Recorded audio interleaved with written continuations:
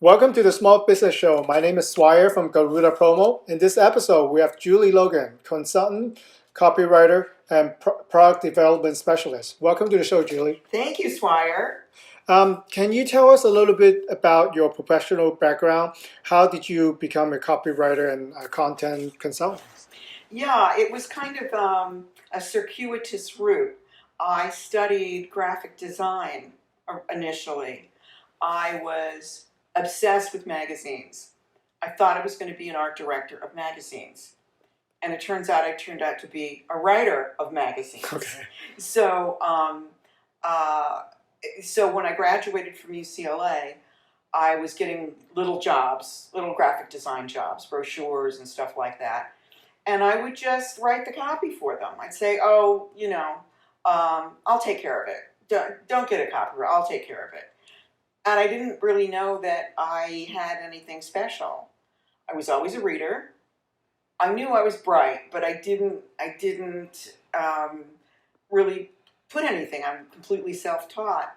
By accident, I meet a woman whose boyfriend is an editor of a magazine. Okay. We go to dinner. He wanted to know what the name of this sweet Thai noodle is. I said, "Oh, that's mee crab." And he looks at me and he says, "Good." And I had an interview with him in his office the next day. It had already been scheduled. Uh-huh. I think that's what gave me a career that I knew. Wow. So the first magazine article I got was for Los Angeles Magazine Uh-huh. about food. Wow. So I started as a food writer. Wow. Started publishing and getting more and more magazine pieces. And then I was about 25, and I had written for 25 magazines without even realizing it. Wow. I was a good designer, but I wasn't ever going to be a great designer. And I knew that because my friends were already doing books and billboards, and I was still doing school brochures. Okay. And I got an offer to be represented by a very powerful agent who actually used to represent Donald Trump. But it's not her fault. And it was to do a beauty book because I had also met somebody from Shape magazine, and they wanted me to do an article of what makeup you should use in the gym. You should actually not use makeup in the gym. Yeah. But it turned into a beauty editor position. Wow. So then Glamour magazine heard about me, and they hired me to be the West Coast editor. So that was in my mid-20s, and I lasted 6 years there. I did get fired. But what was great about the job was that I covered fashion and fitness and beauty and politics and travel from the Mexican border to the Canadian border. And my job was to coach companies from California and help grow them to compete with New York companies. Okay. And that was where, because, media was all New York centered, Right. In the 90s, and they needed a strong advocate for California. And there were very few people that had written for magazines at an elite level here in LA. Mm-hmm. So I was an LA native, and I was at that level. So I met everybody, and it was extraordinary. So I made this decision. It was very political, and I knew my job was in trouble. And my attorney, who's still a good friend of mine today in New York, said, "You got to make a decision now before it happens, because you have to make a decision whether you're going to stay in magazines. And if you're going to stay in magazines, you got to move to New York, or you're going to go back to being a writer." And I gave it serious thought, and I realized I wanted to be in California. California was getting very interesting. I mean, it's a very exciting place to be right now. And I wanted to be back in business for myself. So the only job I've ever had is that editorship at Glamour. And I ran the West Coast, and it was I met so many people. And I went back to freelancing. And then while I was trying to figure out what I was going to do, I was doing, package copy for shampoo bottles. I was doing all this different stuff. And I did some magazine stuff. And then digital happened. And all of a sudden it was a whole other realm, because the things that I'm good at naming things, I'm good at wordplay, I'm good at short, punchy little paragraphs. It's perfect for the internet. And so, nobody really realized at the time, but the magazine business was going to disappear. Yeah. So I was so lucky in that I was already established as a freelancer in business for myself by the time all these other writers lost their jobs.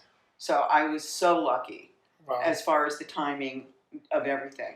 So then ironically, much of what I wrote about was about visuals. Most of my career was based on beauty and fashion, a fair amount of fashion, the art world. And then the next kind of spurt of growth was the consultancy thing, where people were hiring me as much for what I was thinking as for what I was saying. And that's where I am now. Okay. Let me jump on and ask you a tough question. Okay. People saying writing is dead. Most people don't read anymore. They just watch videos online on YouTube and get their news from a 10-second clip. Why should, in terms of business, why should business spend time to fine-tune their written material or even rebrand their company? It's a really good question, and actually there's an encouraging answer. First of all, writing the way, or copywriting, is so tied with concept that ideas have to come from somewhere.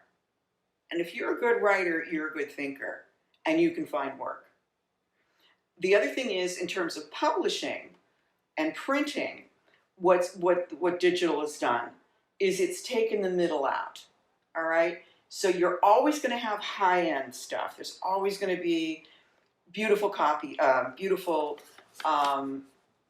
table books, beautiful like Taschen, things like that, and super cheap, little circulars and all that stuff. Nobody's printing encyclopedias anymore. Right. But they don't have to.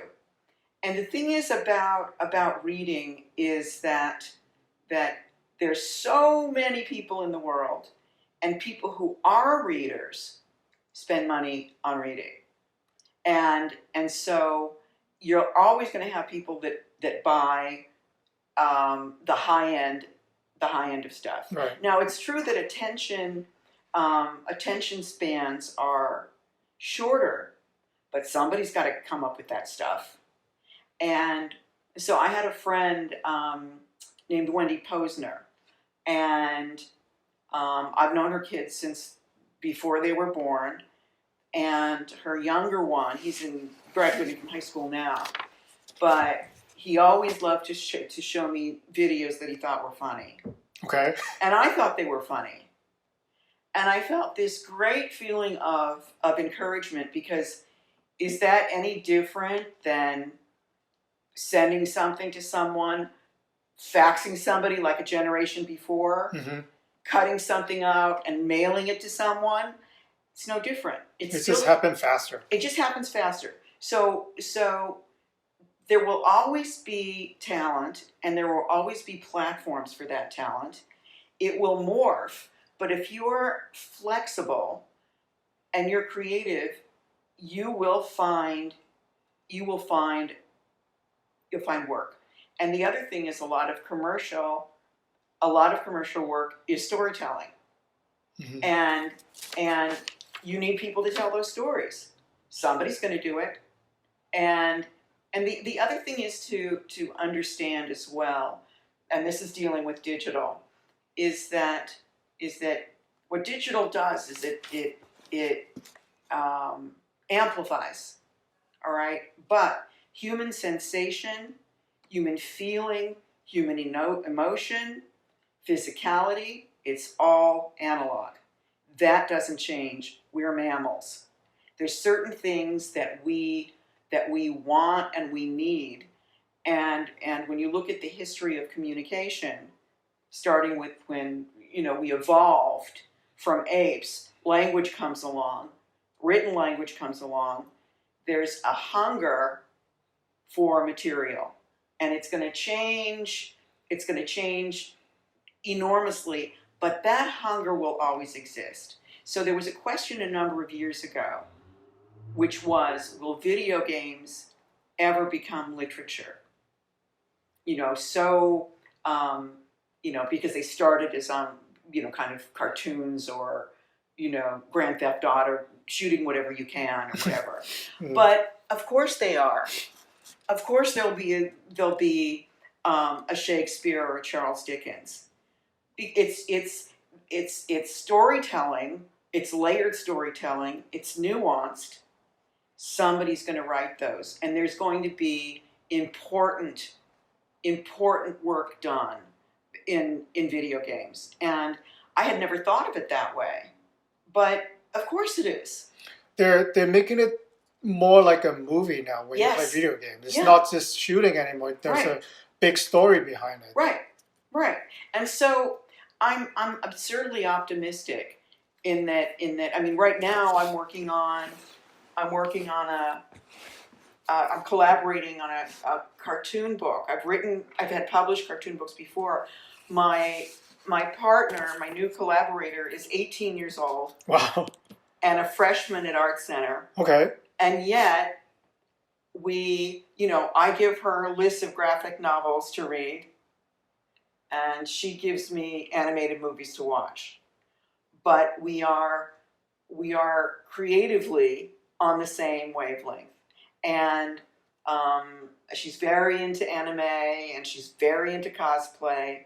So I've got access to this whole new world, but she has access to a whole new world as well. And so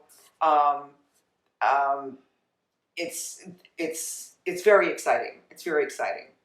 Oh, it's very interesting. Yeah. So the next question I have is for your content development. I know that you worked on a number of projects to help creating a brand image relaunch or naming a product you just mentioned.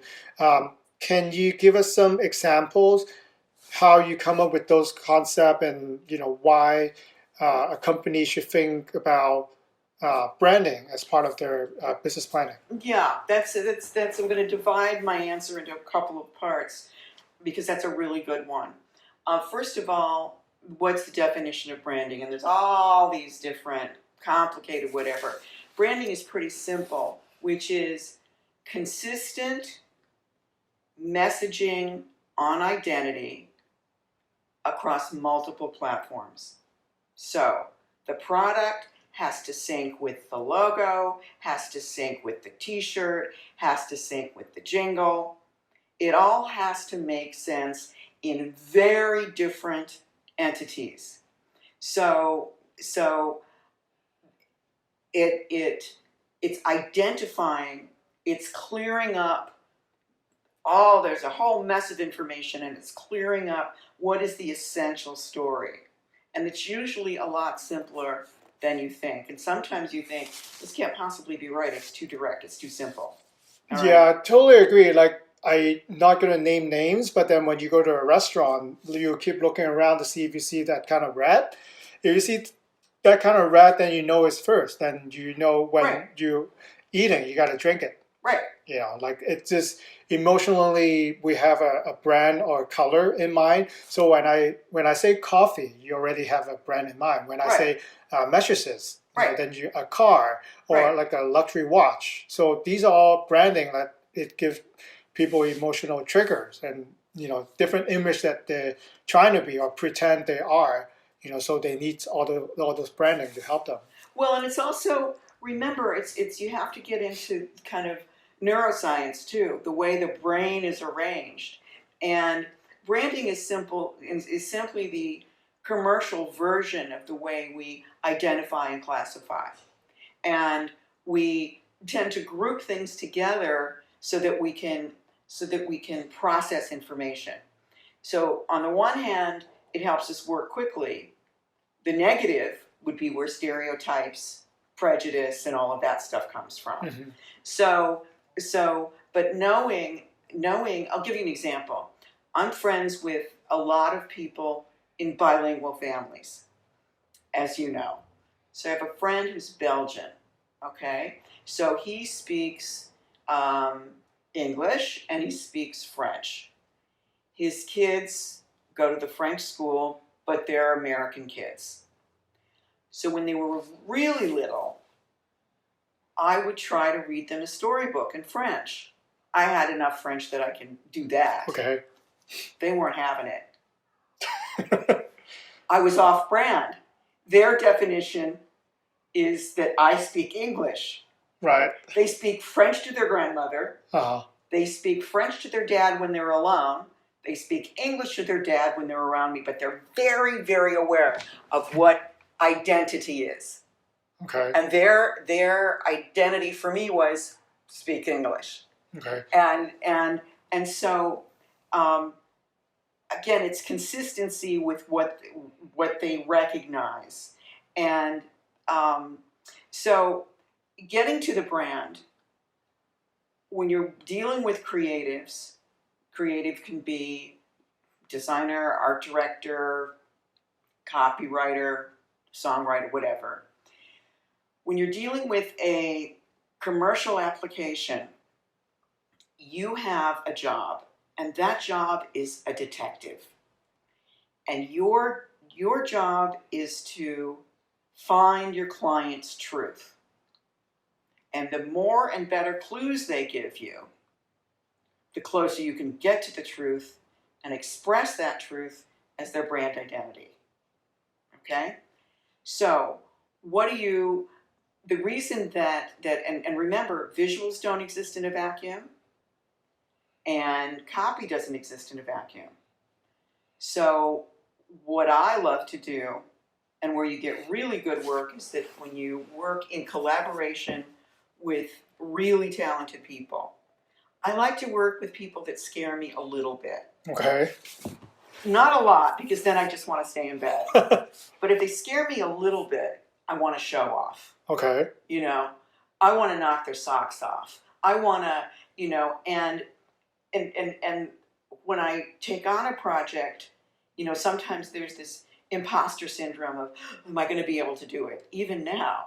But the process of overcoming that and owning it and saying, I know this information forwards and backwards. I have lived this identity.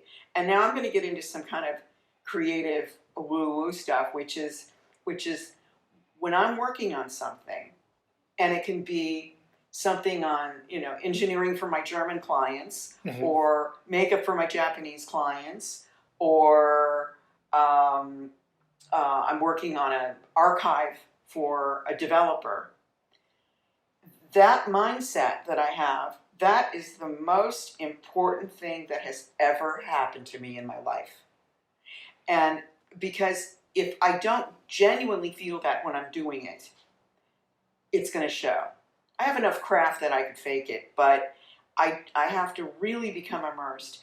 And that's, as a sole proprietor, independent contractor, that's why I have to like the people I work with. Okay. I don't have to love them, but I have to, in order for me to dig that deep, I have to, in Hollywood, there's lots of people who are able to work for people they can't stand. Lots of people can do it. For money, for fame. For money, whatever. fame, connection, out of fear, whatever. I just can't do it. I just can't do it. And it's nothing I'm proud or ashamed of. It's just how I'm built. And so that's the other thing, is I also leverage that of always knowing when, let's say I'm coming up with a tagline. I always know which one is the best. Oh, and here's another thing. You put it number 3. Let's say you come up with 10. You put it on number 3. Okay. So not the first one. Not the first one. No. And you have to make them think that they're discovering something, but you can't exhaust them. It's their idea. Right. But you can't make them so tired. Oftentimes, the best one will come at the very end, right after or just before I'm about to turn off the computer. It's kind of like when you're standing in line at the checkout station and you see the gum. Oh, I gotta have that gum. It's probably because your inhibitions are down. But I can always tell. And the other thing for me is, remember, I'm either working as a project manager, where I'm coming up with everything and I'm hiring the visual talent, or I'm being hired by a design studio or agency. It just depends on what the job is. But I'm going to be going into a meeting and showing stuff off. I tend to show the first draft in person. And also, if I'm, like, I have a job now I'm doing for a German agency, and they only want 1 paragraph. I'm going to give them 3. And the reason is because if you give somebody one thing and they don't like it, you don't know if they don't like you, they don't like the process, or they don't like it. If you give them a bunch of them and they don't like a particular one, they don't like the particular one. If they don't like all of them you've done, then they don't like you. But it gives them, and it's a way for you to do a little detective work as well. That's good advice, because a lot of time people will want promotional product, and we have a lot of them that they could choose from.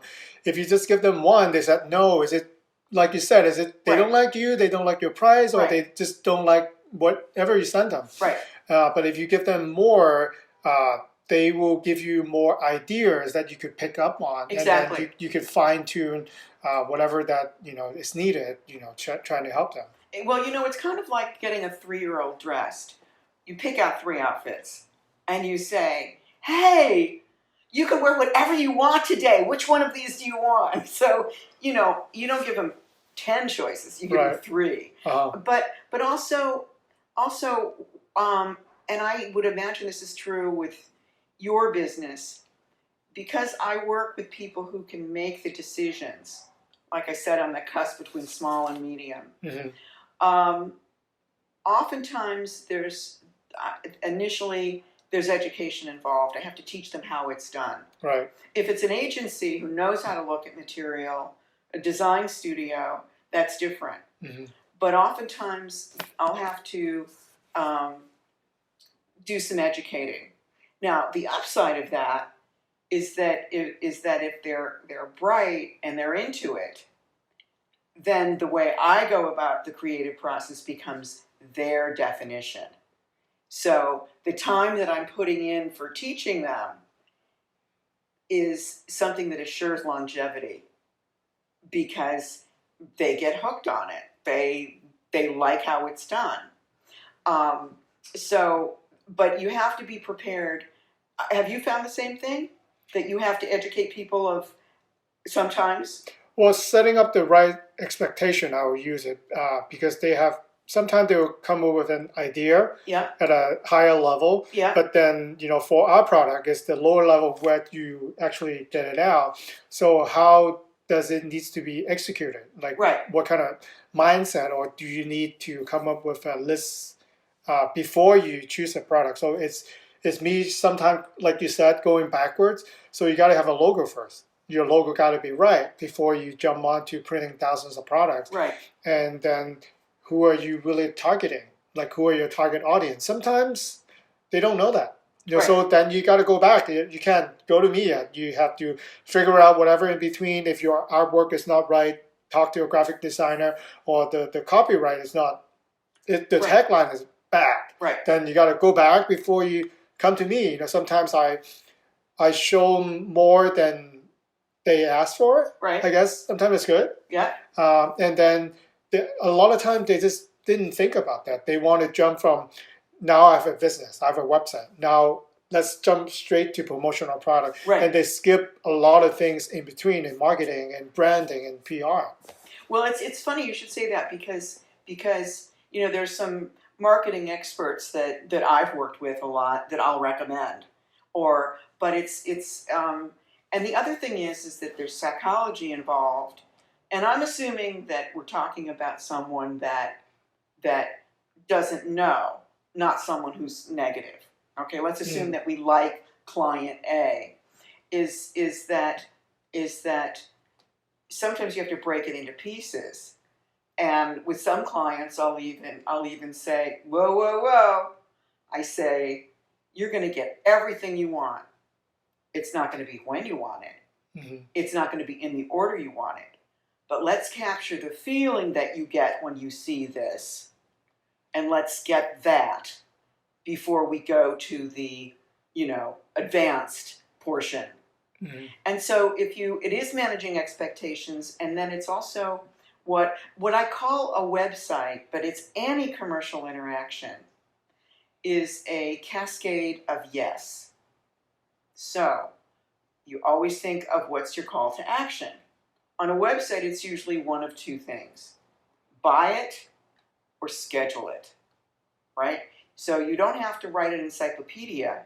You have to write enough information that they will email, text, get on the phone. And that's the other thing of what to teach people. They want to put way too much stuff, and in which case I suggest they do something password protected that they could give to clients but you can't hit people with too much information. And sometimes you'll turn something in and they're going, what, I paid, $10,000 for this? And it's kind of, yeah. And I'll give you an example. So when Hollywood and Highland first opened, so this is about 15 years ago? Yeah. Yeah, okay. So I did a lot of work with the agency it's called House Film Design. These guys have really great taste. And I had to come up with a tagline.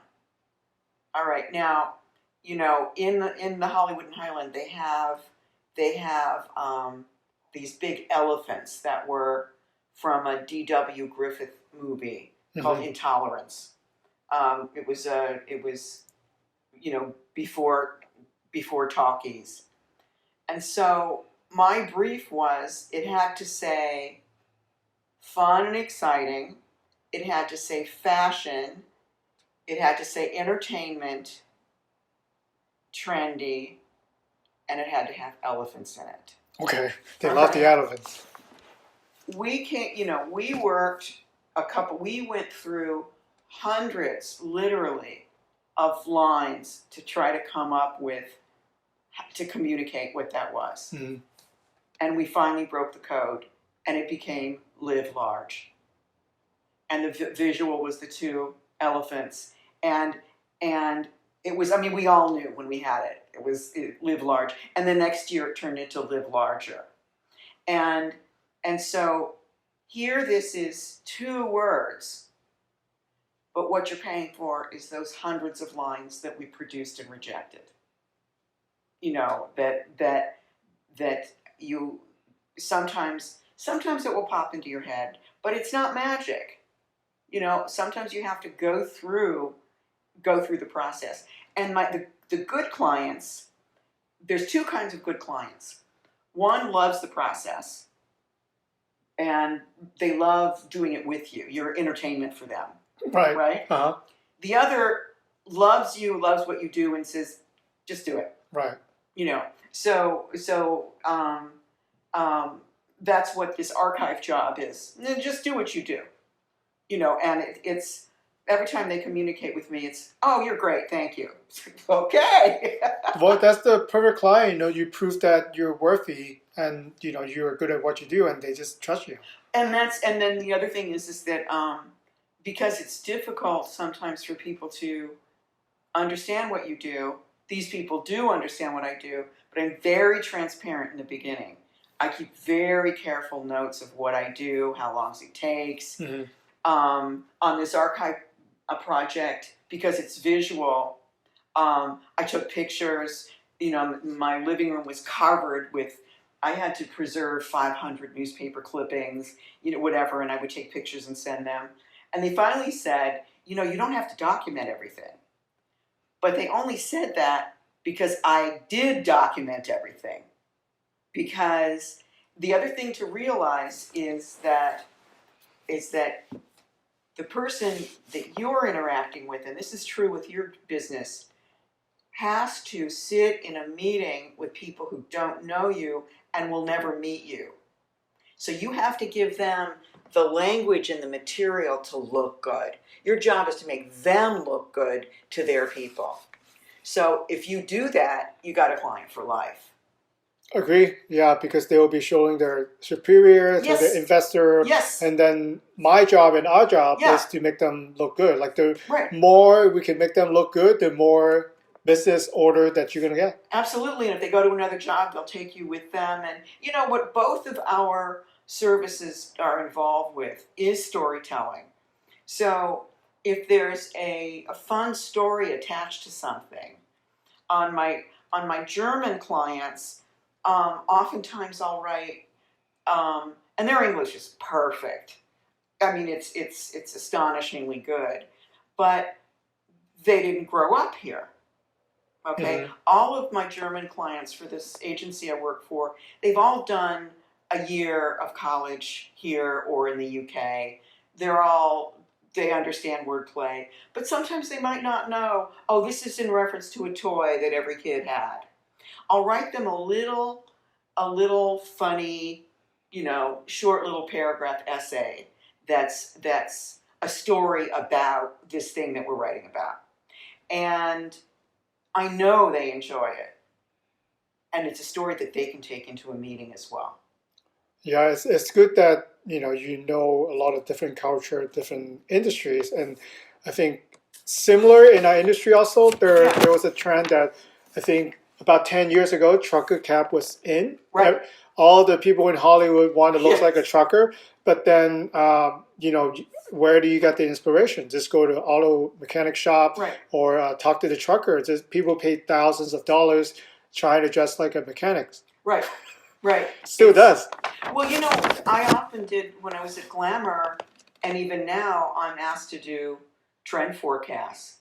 And I confess I made it up, but it wasn't fake. And the reason is that because we crave novelty. So let's say round-toed shoes are in style for women for X amount of time. You know there's going to be a pointy-toed shoe that's going to come. You feel it because the eye wants to be entertained. Right. And so, you know, I mean, the trucker hat was interesting because you could probably name the hour that they went out of style. I mean, they were so in and then they were so out. And, you know, and I'm always amused by that. That's what I always like to do. I give them, especially if I know that we're going to be on a proposal, you know, against other competitors. Yeah. I will give them something that they don't expect. You know. Right. You know, I work with a lot of different industries, so I will bring something that construction guys likes to wear, and then I mix it into company apparel. Exactly the same. Or thing. the other way, when they construction company, I bring them something really corporate.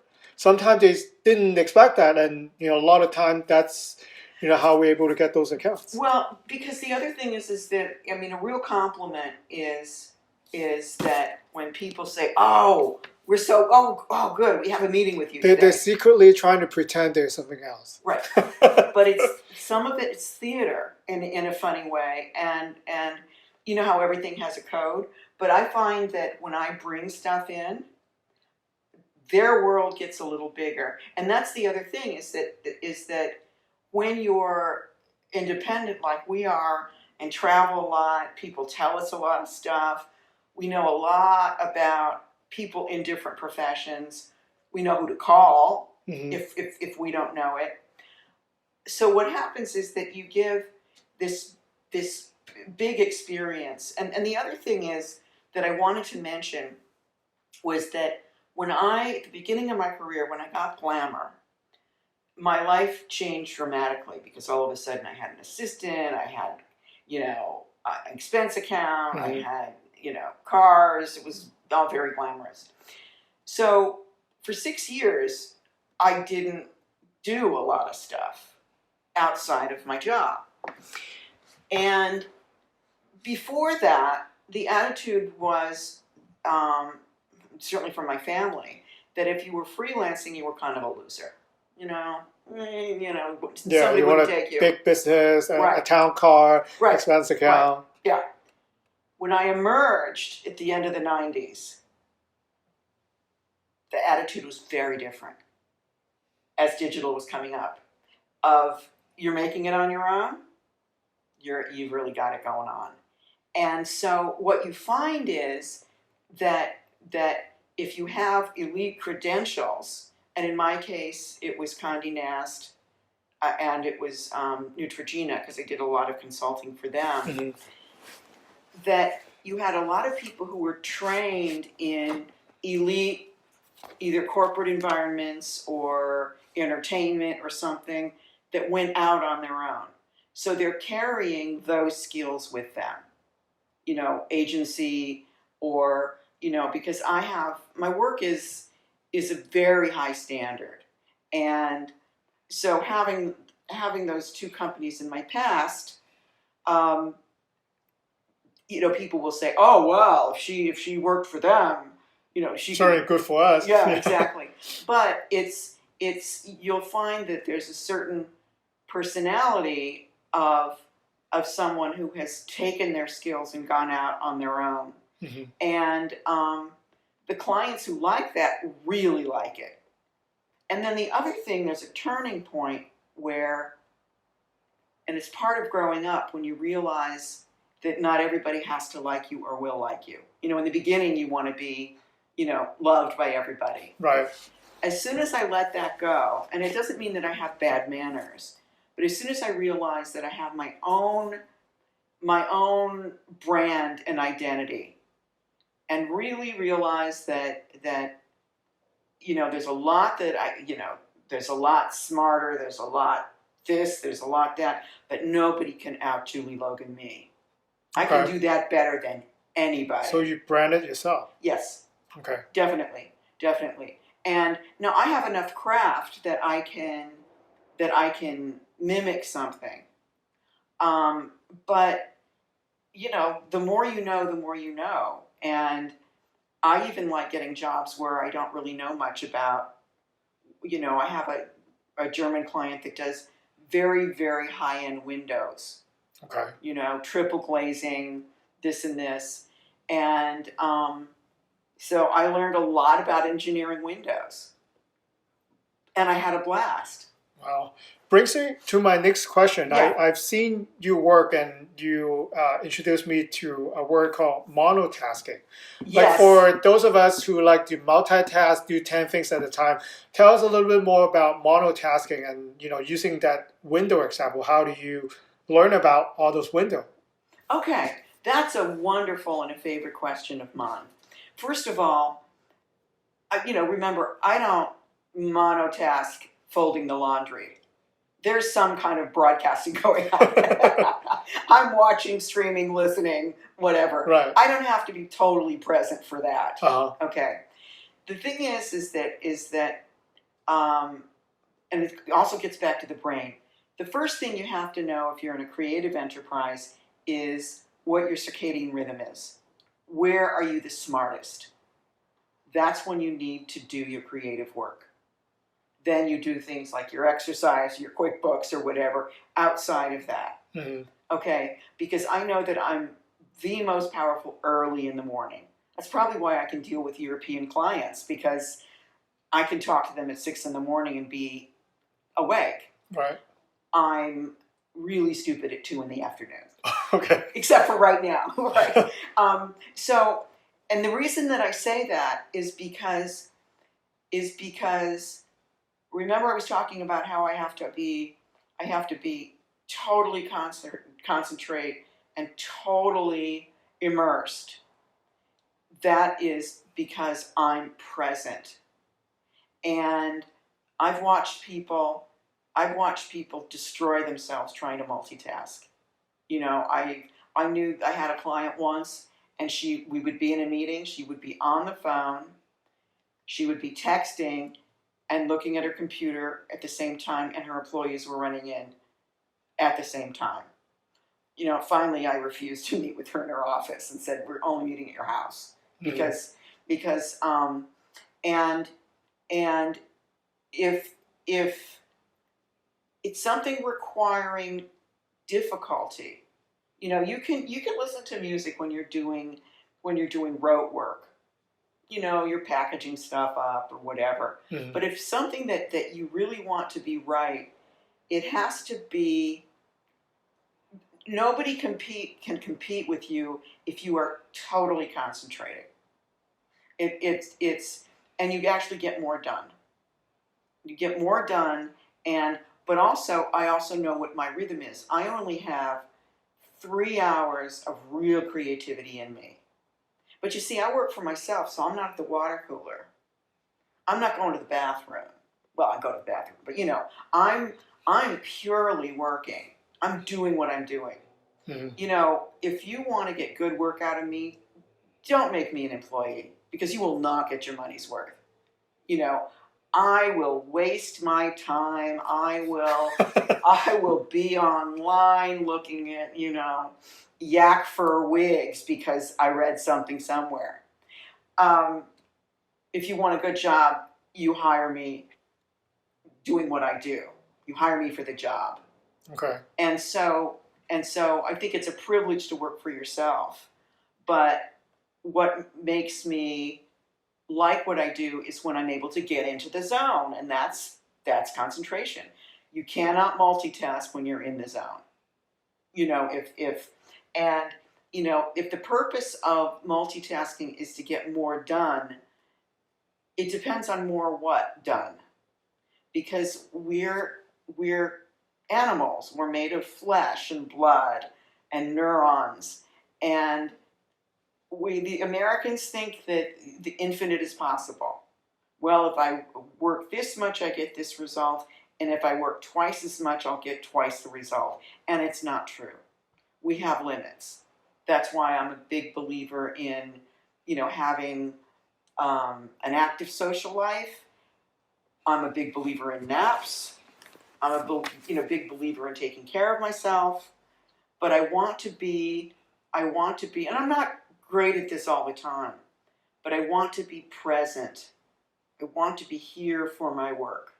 And so I can't even listen to music when I'm really working. Really? So it's just work? Yeah. Now, when I was doing this archive where I'm preserving, you know, on acid-free paper, and I'm assembling and I'm arranging, I listen to audiobooks. Mm-hmm. Because I don't need.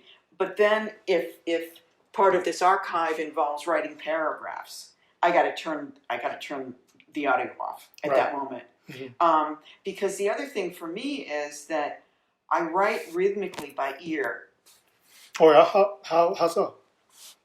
Okay, you probably know this better than me because you're a friend of mine, but I speak in a certain rhythm. Look at different people that we know in common, and you can tell by their rhythm, especially the ones that are funny, that are characters, right? You can, and so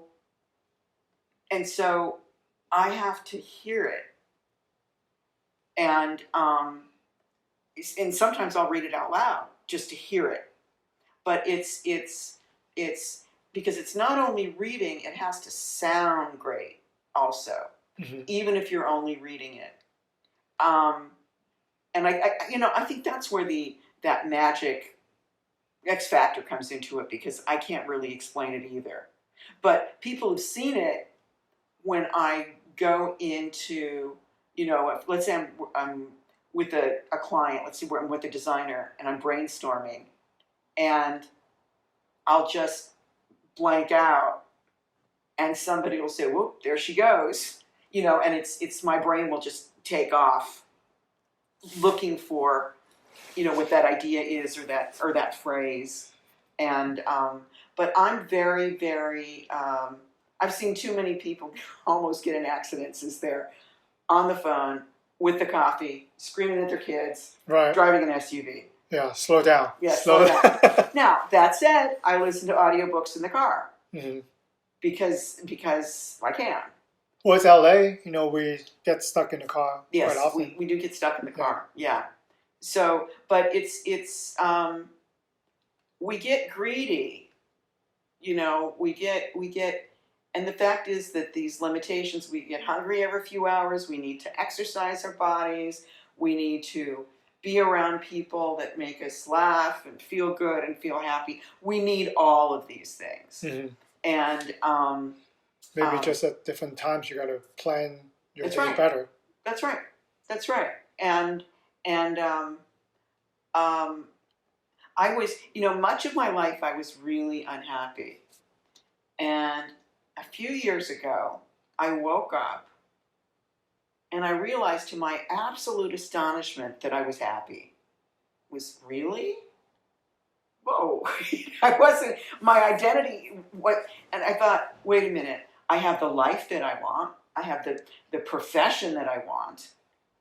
I have the friends that I want. I live where I want. Yeah, I'd like more money. But essentially, this is the life that I've created for myself. And I really do love it. And so I'm going to stop this voice of punishing myself. Oh, you're not this, you're not that. When I realize how blessed I am, how fortunate I am, especially being a woman. There's never been a time where someone, I've never been punished for being independent. It's been not easy, but the rewards have far, far, far surpassed the negative. So this life is really suits me. Okay.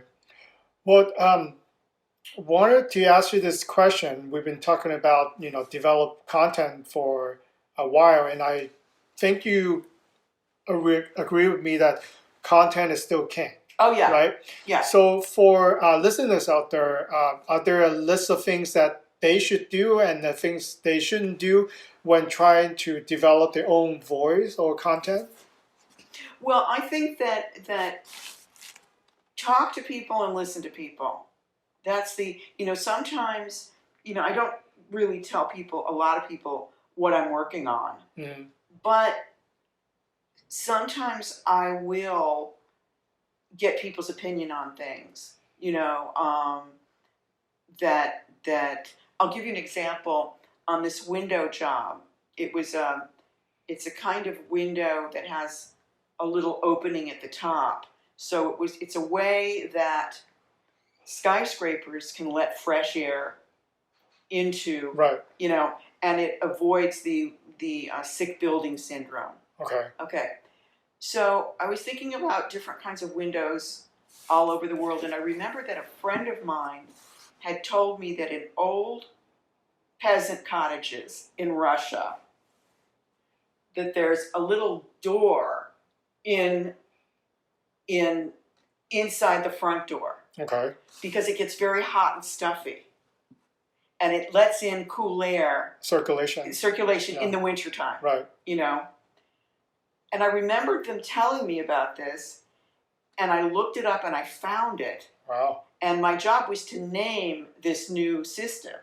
And so I don't even remember what it is now, but I do remember that I came up with a couple of versions of that based on that little folklore peasant. Mm-hmm. Now, if I hadn't asked people,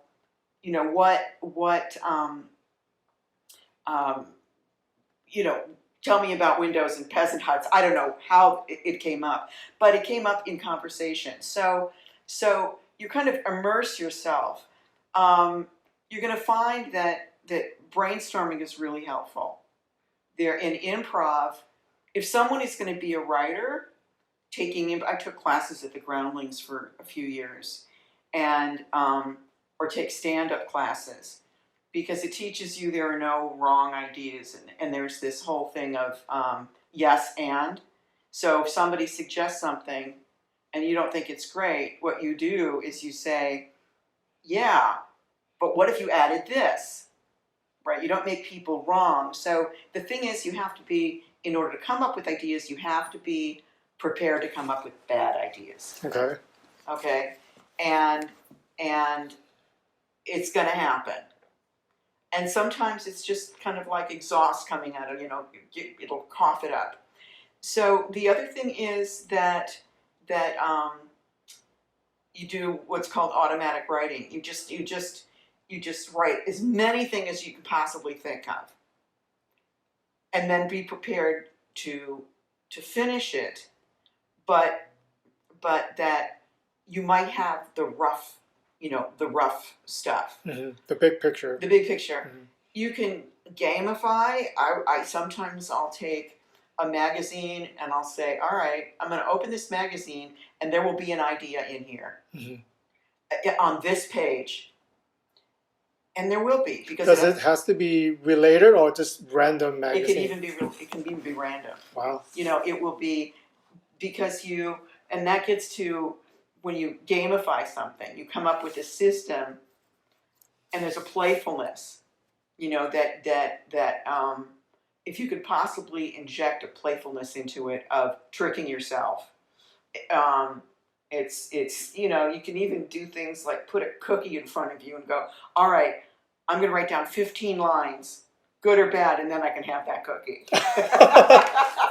That's good. And like a donkey and a stick. Right, Yeah. Exactly. I mean, what I used to do in the beginning of my career is I would call my friends and go, I have no talent. And they'd say, are you on deadline?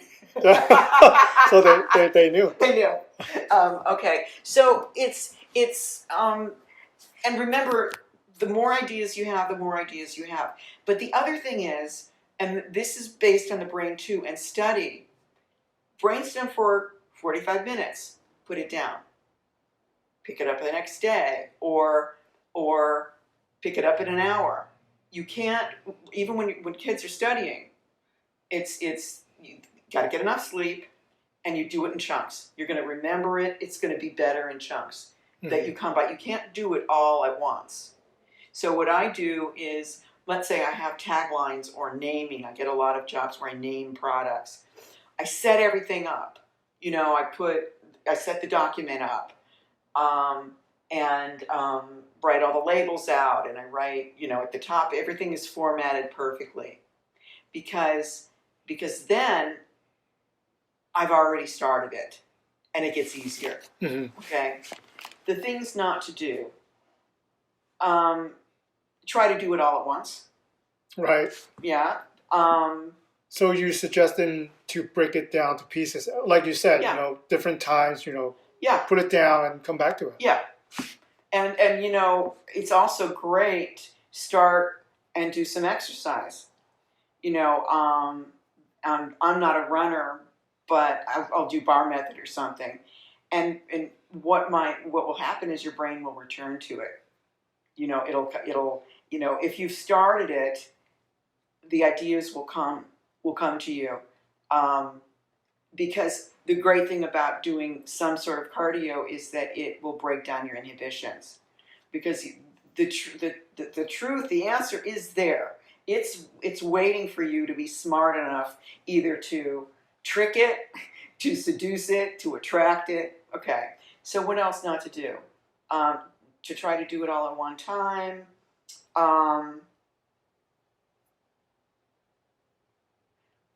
To let it, to panic. Okay. And writer's block is horrible. I do get it, but it can be negotiated.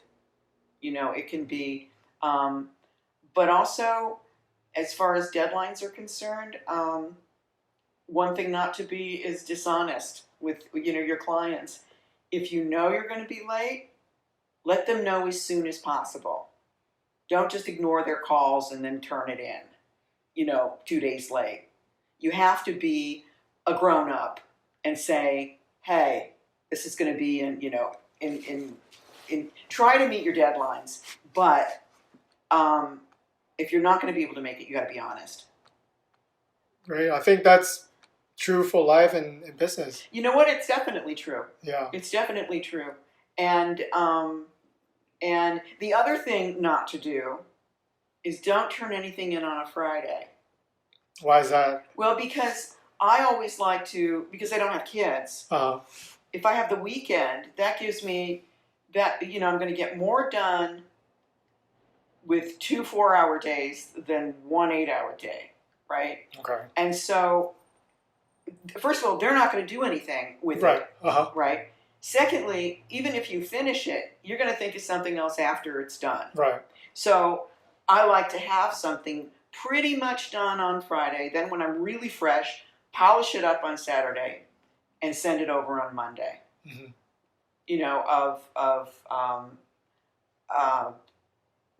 And the other thing not to do, this is just about life, not about ideas, is that if you work on a weekend, you better take the time off during the week.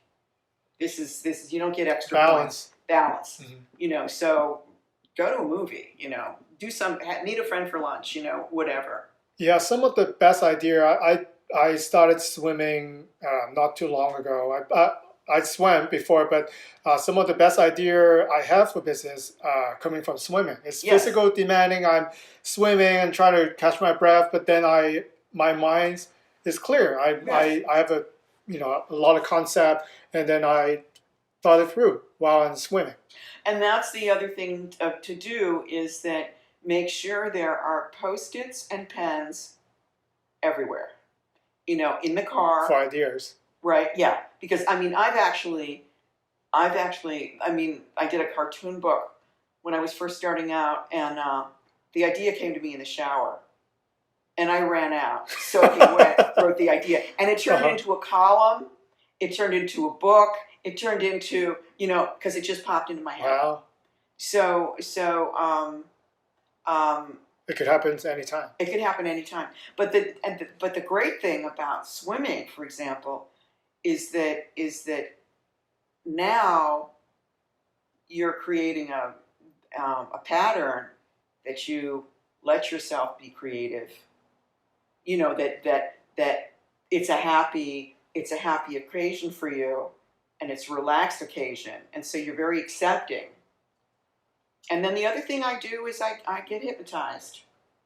I work with a hypnotherapist, and my saying is that therapy tells you why you're a mess, and hypnosis helps you do something about it.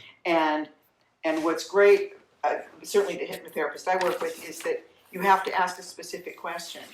Well, that's the beginning of getting an answer. You don't think it, so I can say, I'm afraid of this assignment or whatever.